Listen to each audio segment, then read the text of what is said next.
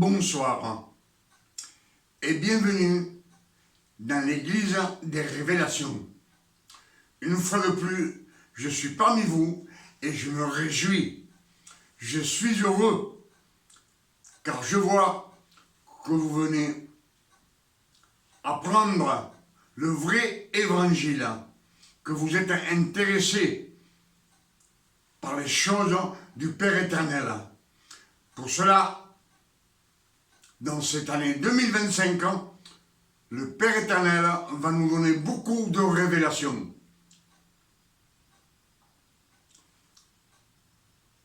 Je vous salue à tous mes frères et à tous mes sœurs au nom de notre Père éternel.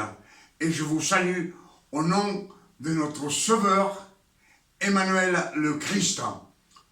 Comme je vous l'ai dit beaucoup de fois dans mes sermons, Emmanuel, c'est un nom hébreu. Et quand on le traduit en latin, cela veut dire Dieu parmi nous. Dieu parmi nous. Amen. Ça ne veut pas dire Jésus, fils de Dieu. Cela veut dire le Père éternel parmi nous. C'est lui qui est venu sur la terre. Amen. Alors, pour cela, ce soir, comme je vous le dis, je suis heureux de vous apporter beaucoup de nouvelles révélations. Et je vous dis franchement, pour moi, ce que ce soir, le Père éternel va nous donner comme révélation, c'est la plus grande révélation de tous les temps. Amen. Pour cela, je vous demande d'être attentif à la parole, à ce qu'on va dire ensemble et ce qu'on va écouter.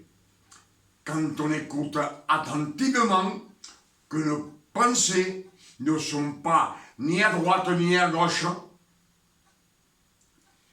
elles sont fixées sur ce qu'on entend. Le Père éternel nous donne des révélations et on reçoit à 100%, à condition qu'on soit fixé sur les Écritures. Amen. On va pas aller plus loin et on va commencer. Ce que je vais vous dire, c'est que au commencement, le Père éternel a créé les anges, les animaux. Il a créé aussi tous les oiseaux qui volent. Il a créé l'homme et la femme. Mais c'est sa création. Ce ne sont pas des fils. Amen. C'est ce que le Père éternel a créé par sa parole. Il a créé les animaux, ce n'est pas les fils de Dieu. Il a créé les anges, ce n'est pas les fils de Dieu. Et la descendance d'Adam et Ève, ce n'est pas ses fils, ni Moïse, ni Abraham. Ils ont été choisis avant qu'ils naissent, dès le sein de leur mère, comme nous allons voir les Écritures. Donc nous ne sommes pas des fils de Dieu. Et tout ce que le Père éternel a travaillé sur cette terre, le Père éternel, ça a été pour les choisis d'Israël, le peuple d'Israël, et pas pour le reste du monde. Amen. Alors, ce qu'on va lire ce soir, c'est Genèse 3, verset 15, nous dit: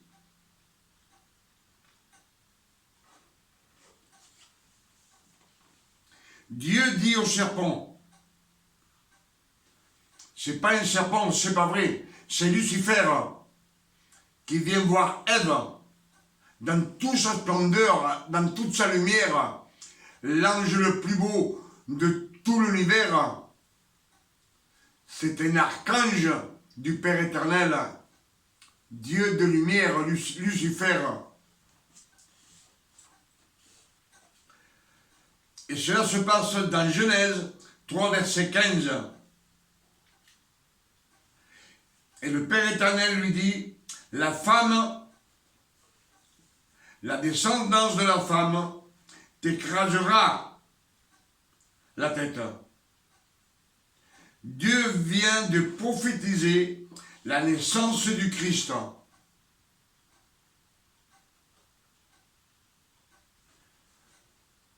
Christ doit naître 4000 ans après, dans le futur. Amen. C'est ce que nous disent les Écritures. Jean 1, verset 14 dit: et la parole a été faite chair. Dieu a fait de sa parole chair, de chair et de sang. Il l'a fait chair dans le corps d'Emmanuel qu'il a choisi. La parole a été faite chair par le Père éternel. C'est lui même. Il a pris la parole, il l'a fait chair dans le corps d'Emmanuel le Christ. Amen. Pour cela, Ésaïe 42, verset 1 dit: je vous ai envoyé mon serviteur. En lui, j'ai mis mon esprit. C'est mon élu, mon choisi, c'est lui qui l'a choisi, pour qu'il annonce la justice de Dieu au monde entier. Donc, que Dieu envoie un serviteur, un ouvrier, un travailleur, pour qu'il accomplisse le travail que le Père éternel lui a confié de faire. Il doit annoncer la justice de Dieu dans le monde entier. C'est son travail. Amen. Ésaïe 7, verset 14 dit que la Vierge aura un fils et on lui donnera le nom d'Emmanuel. Emmanuel, Dieu entre nous. Ésaïe, c'est 700 années avant la naissance du Christ. Alors les Écritures nous disent que Emmanuel est le vrai nom du Christ. Ce n'est pas Jésus le Fils de Dieu. Donc, que Dieu a choisi un homme parmi la descendance du peuple. Et il l'a élu, il est élu comme Moïse,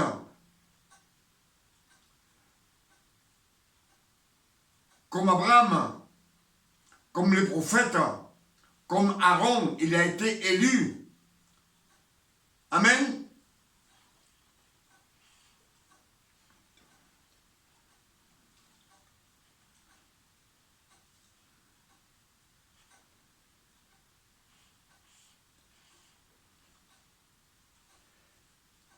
Mais dans le corps d'Emmanuel le Christ,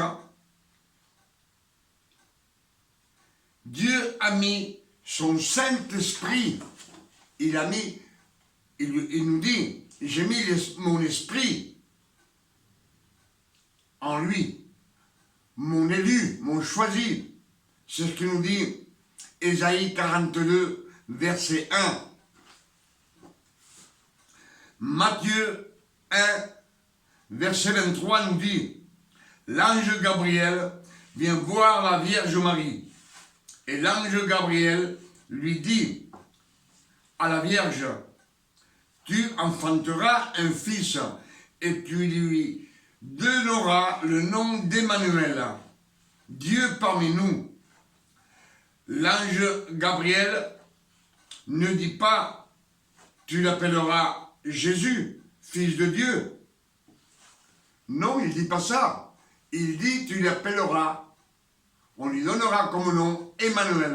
Emmanuel veut dire Dieu parmi nous. Et on sait que le Père éternel est venu sur la terre pour sauver sa création. Amen. Jérémie 1, verset 5. Dans les psaumes 22, verset 10.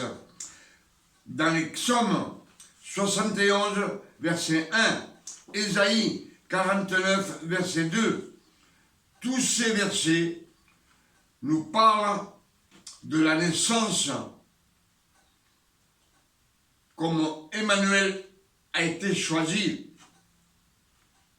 Le Christ, qu'il a été choisi dès le sein de sa mère. C'est ce que nous disent tous ces versets, car tous les hommes que Dieu a choisis, il les a choisis avant leur naissance, dès le sein de leur mère, et Emmanuel le Christ, pareillement que tous ces hommes que Dieu a choisis, mais que de la descendance de Jacob, des 12 tribus d'Israël. C'est ce que nous disent les Écritures. Tous les hommes que le Père éternel s'est servi, ce sont des hommes qu'il a choisis parmi les hommes des 12 tribus d'Israël, pas le reste du monde. C'est toujours eux. Amen. Et il les a choisis avant qu'ils naissent dès le sein de leur mère.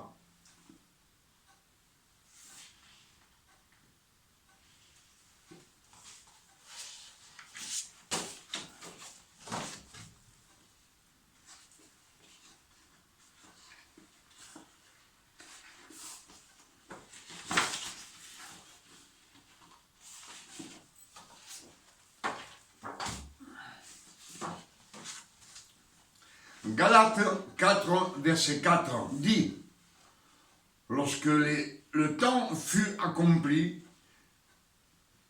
Dieu a envoyé le Christ, né d'une femme, né sous la loi, afin qu'il accomplisse toute la loi de Moïse et qu'il rachète tous ceux qui sont sous la loi. Tous ceux qui sont sous la loi, pas le reste.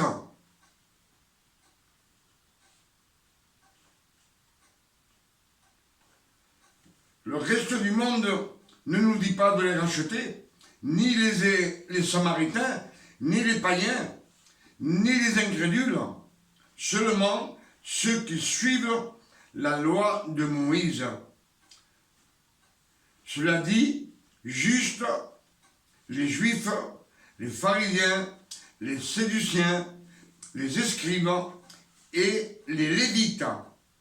Amen. Les Écritures nous le disent. Pour cela, je vous dis que pour nous, c'est une grande révélation.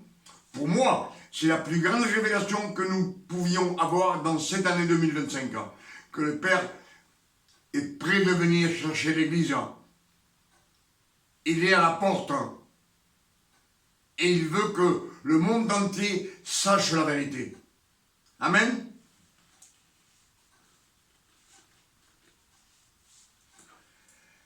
Galates 4, verset 5 nous dit, afin de racheter ceux qui sont sous la loi, afin que nous ressuscions le don de fils, que nous ressuscions l'adoption, adopté comme fils. Pour cela, il nous dit, Galates 4, verset 4, qu'il a envoyé son fils, né d'une femme née sous la loi, afin qu'il accomplisse toute la loi de Moïse, et qu'il rachète tous ceux qui sont sous la loi. Il faut qu'il nous rachète.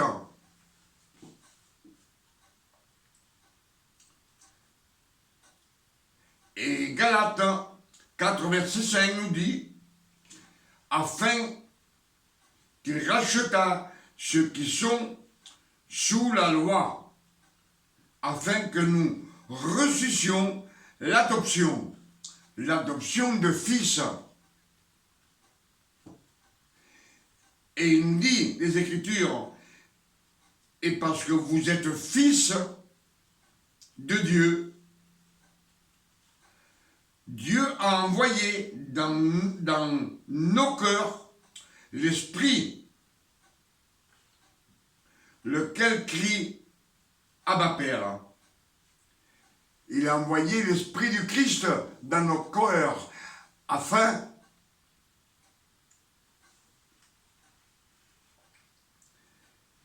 lequel crie Abba, Père. Abba, en hébreu, veut dire papa, père.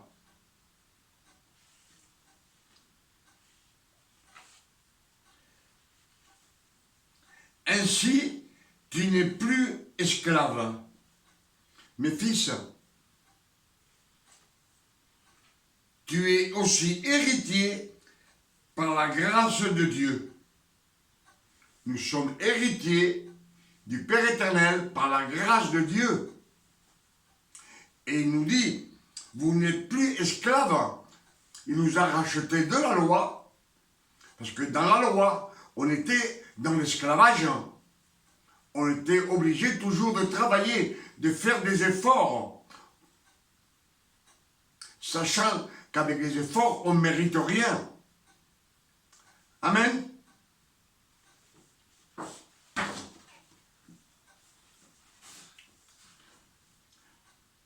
Matthieu 20, verset 28 nous dit, ainsi est venu le Christ, non pour être servi, mais pour nous servir à nous. Dieu, il est venu pour nous racheter, c'est pour nous servir, et pour servir le Père éternel. Parce que Dieu se sert d'Emmanuel, qui est de chair et de sang comme nous. Amen.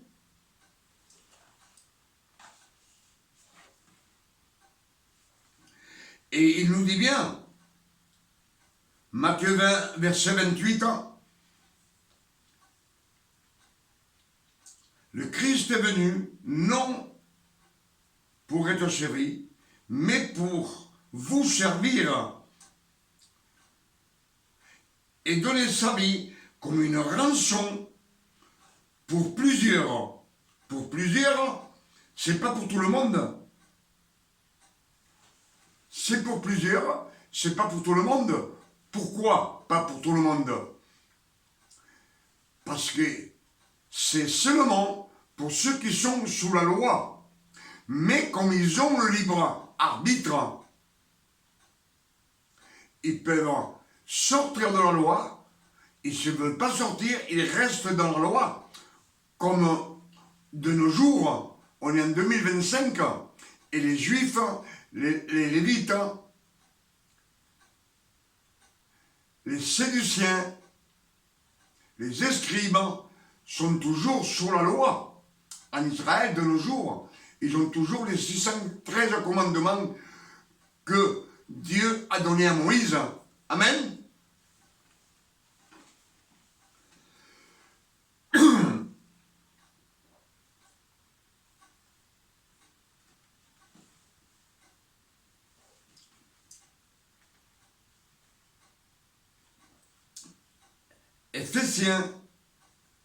Éphésiens 2, verset 5, nous dit, Dieu a ressuscité le Christ le troisième jour et il nous a fait renaître de nouveau, ensemble avec le Christ, et il nous a assis ensemble dans les cieux célestes. On est avec le Père éternel. On est bien assis avec le Christ. Le Christ de nos jours, il est auprès du Père à la droite. Et nous, nous sommes avec lui. C'est les Écritures qui nous le disent. Pour cela, Romains 6, verset 3 nous dit, le Christ nous a baptisés dans sa mort. Il nous a baptisés dans sa mort, non dans la rivière avec Jean le Baptiste.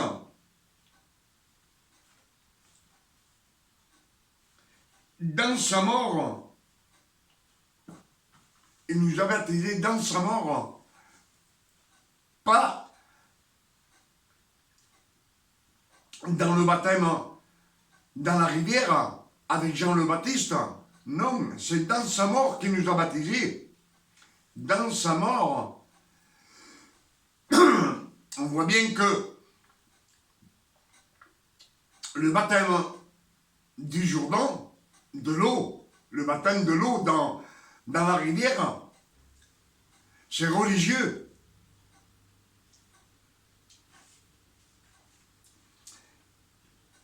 Éphésiens 4, verset 5 dit, il y a un seul Dieu, une seule foi et un seul baptême. Un seul baptême. On prêche beaucoup qu'il y a le baptême de feu, le baptême de la rivière. Non, il y a un seul baptême. Le baptême de l'eau de la parole.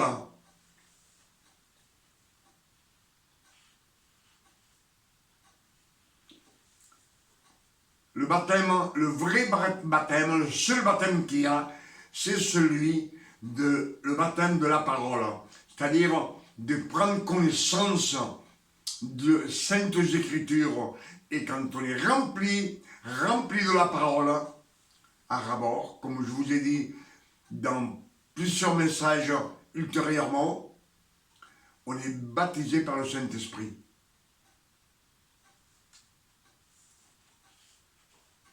Jean 3, verset 5, Christ dit à Nicodème, si tu ne nais de l'eau et de l'esprit, tu ne peux rentrer dans le royaume de Dieu.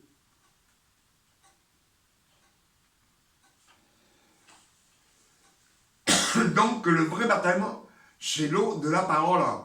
C'est pas, comme on dit, l'engagement. Non, il n'y a pas d'engagement.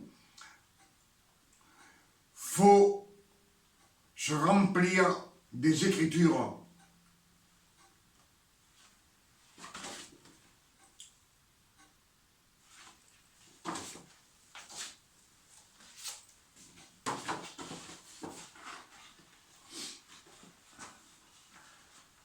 De Jean 4, verset 17, nous dit, tel il est, tel nous sommes dans ce monde, tel il est aujourd'hui, tel nous sommes dans ce monde, donc on est comme lui. C'est ce que nous disent les Écritures. Tel il est maintenant, après la résurrection du Christ, car il nous a fait renaître de nouveau. Nous étions morts spirituellement dans le péché. Alors, il nous a dit que nous sommes comme Emmanuel, de chair et de sang, comme l'élu. On est comme l'élu, puisqu'en plus, il a mis son esprit dans nos cœurs. Pour cela, il ne nous dit pas, vous serez comme moi dans le futur. Vous serez comme moi dans le futur, non. Il dit, comme maintenant, tel il est, tel nous sommes dans ce monde aujourd'hui. Pas comme lui dans le futur. Dans le futur, Emmanuel le Christ, c'est Dieu parmi nous, c'est Dieu, c'est lui-même. Emmanuel est Dieu. Et il nous a dit, il ne nous dit pas,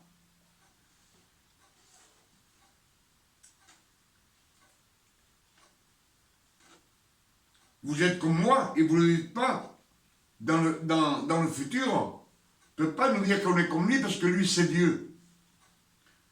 Car nous étions tous pécheurs, et Emmanuel et la sainteté,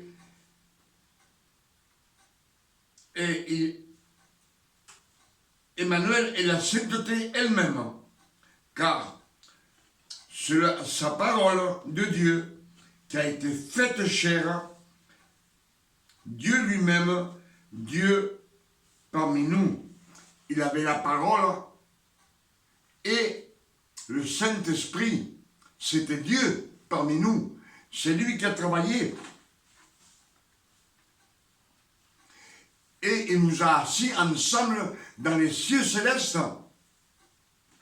Pour cela, Colossiens 3, verset 3 nous dit, cherchez les choses d'en haut, car vous êtes morts et cachés avec le Christ en Dieu. Cherchez les choses d'en haut, car vous êtes morts et caché avec le Christ en Dieu le Père.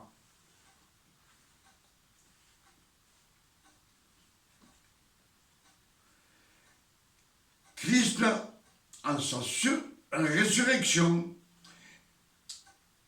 il est monté dans les abîmes, il a vaincu Satan et il lui a enlevé à Satan toute autorité, toute puissance et toute domination sur les hommes et sur tout être humain. À Satan, il ne lui restait rien. Il ne lui reste rien à Satan que sa méchanceté. Je pense que ce qu'on vient de méditer, que le Père éternel nous a donné, tous ces versets nous disent que le Père éternel est venu, lui-même, sur la terre, pour sauver sa création.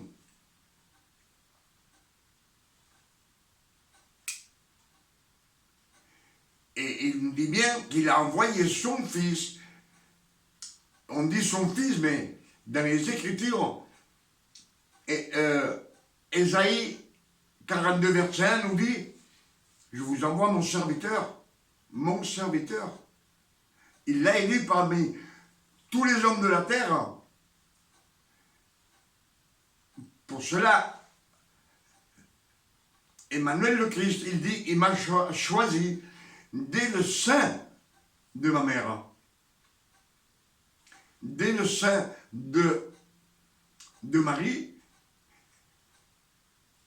quand il a eu 10 ou 12 ans, il a commencé à servir le Père éternel. Il a été choisi. Mais ce n'est pas le Fils. On a toujours tendance à dire le Fils parce que ce que les latins, ils ont tout changé dans les Écritures. Comme je vous l'ai dit plusieurs fois, et les Écritures nous le disent, que celui que les Écritures, elles sont voilées pour ceux qui périssent, pour les incrédules. Car le Dieu de ce siècle a aveuglé l'intelligence du monde entier, afin qu'il ne puisse pas voir briller la splendeur des évangiles. C'est Satan. Et cela s'est passé 312 et 313 années après la résurrection du Christ, que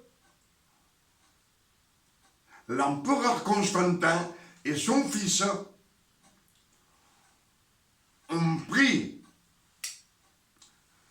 la doctrine du christianisme pour la nation. Ils ont adopté cette doctrine et eux, ils ont tout changé dans les Saintes Écritures.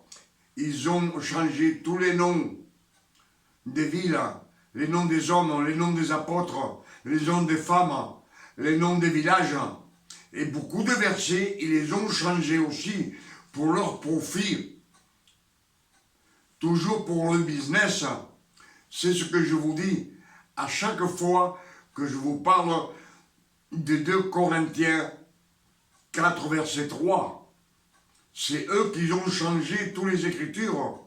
Mais le Père éternel, dans sa miséricorde, pour sa création, il nous répète beaucoup de fois, méditez, méditez, méditez. Vous voyez bien que si on médite, on arrive à tout avoir.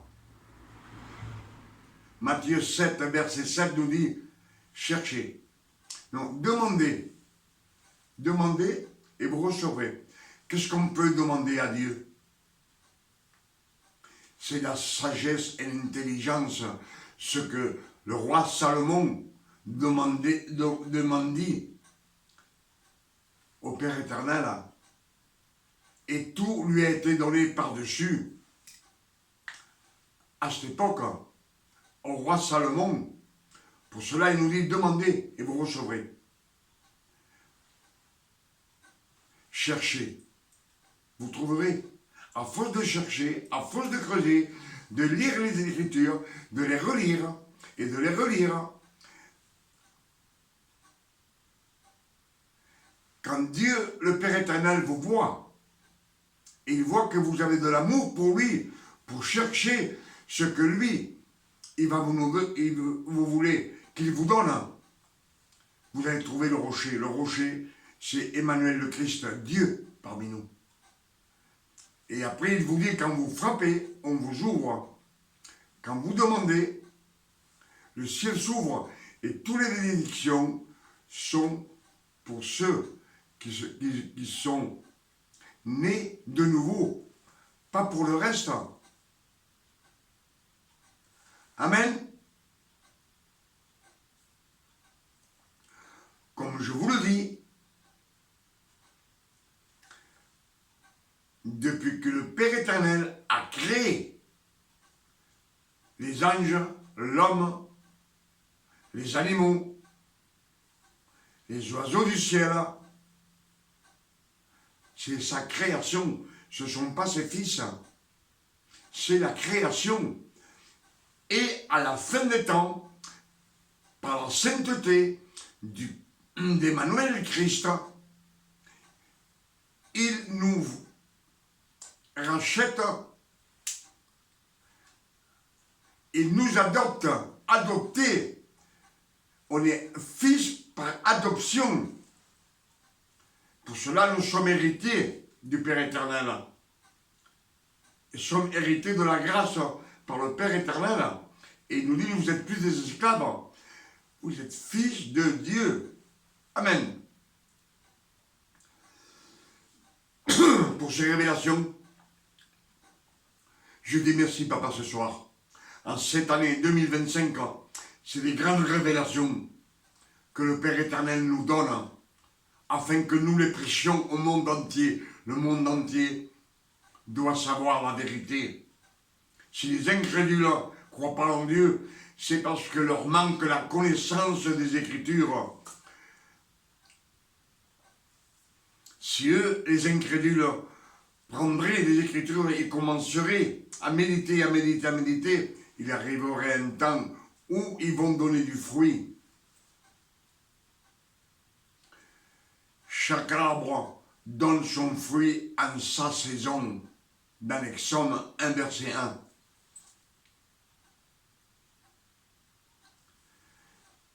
Pour cela, comme je vous dis, je dis merci, Papa. Merci, Père éternel. Merci. Je demande que le Saint-Esprit bénisse ce message afin que le monde entier puisse marcher dans la gloire du Père éternel, dans la sainteté, et comprendre que le Père éternel a travaillé 6000 ans pour récupérer la création, pour nous donner la vie comme avait Adam et Ève dans le jardin d'Éden, où tout était permis et tout était en abondance.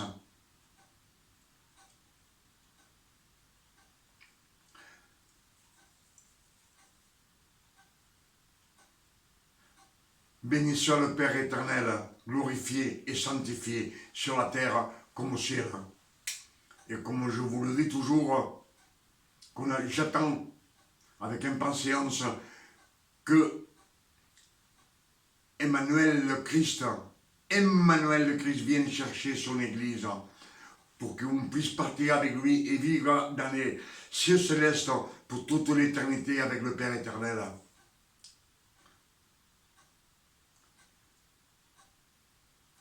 Et moi, je demande au Père éternel, au nom de notre Sauveur Emmanuel le Christ ce soir, qu'il nous donne une nuit de repos, de tranquillité, de paix, de santé, de bien-être, comme le Père éternel donne à ses fils. À demain, si le Père éternel nous le permet. Que Dieu vous bénisse et vous garde. Et que ces versets illuminent l'aveuglement qu'on a. Beaucoup, on a l'aveuglement de l'intelligence. On lit les Écritures et on ne retrouve rien.